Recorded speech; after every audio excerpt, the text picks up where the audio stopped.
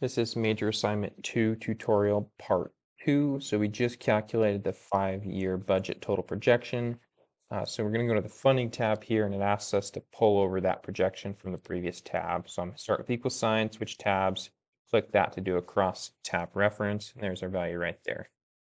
Okay, these interest rates you're going to get from this website right here. Just read the instructions. I'm just going to use some temporary values.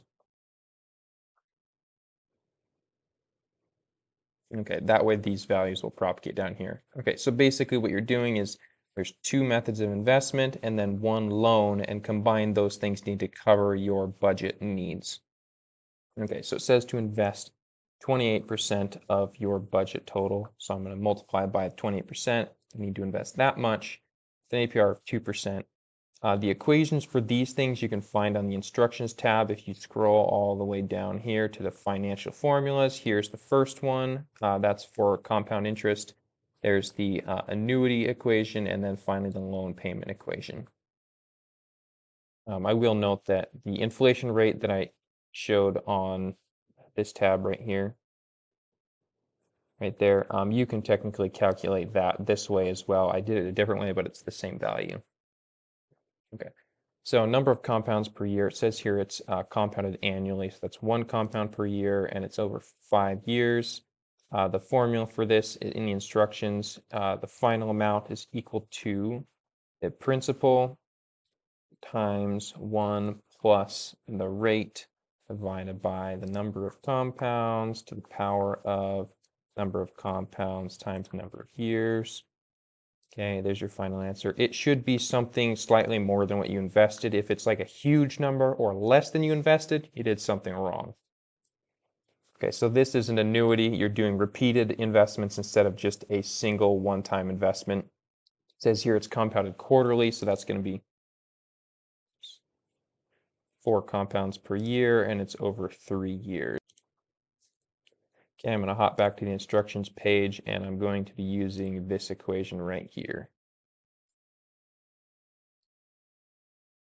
Okay, I'm going to save myself a little bit of time, and I actually am going to copy and paste this equation in here. I lost it. Copy, paste. Okay, I'm going to paste values only so the formatting doesn't get screwed up. Okay, now I can go in here. If I remove that, it should be recognized as an equation. I just need to replace the m with that value, the r with the rate, etc. So I'm going to do that really quick and then finish it up. Okay, I finished that up. One thing I noted is the minus sign didn't copy correctly, so I changed that.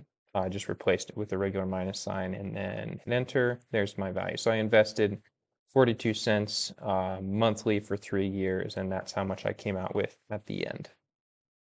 And finally, the loan payment. So this needs to cover the remaining budget after you've subtracted out the previous investments. So I'm going to subtract those two from that total. So I still need to take out a loan for $38 after those two investments are done.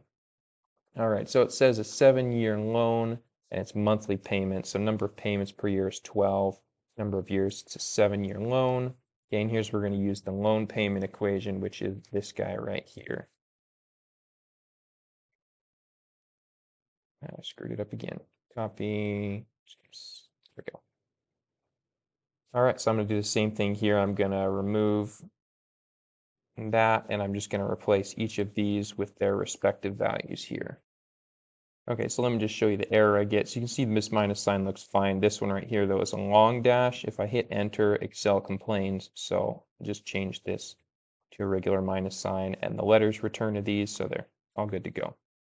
Okay, so this is the monthly loan payment. Total cost of the loan, it's a 7-year loan, so it's going to be equal to the monthly payment times 12 months a year times 7 years. There's your total cost of the loan.